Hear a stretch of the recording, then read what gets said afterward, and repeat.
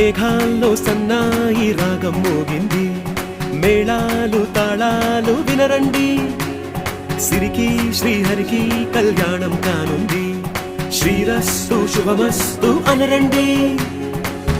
అచ్చతలు గంటో పెళ్లికి అర్థం చెప్పారంటూ, మెచ్చదగు ముచ్చట ఇది అని సాక్ష్యం చెబుతామంటూ, జనులంతా జై కొట్టేలా జరిపిస్తామండి. అందాల కుందనపు బొమ్మవని జత చేరుతున్న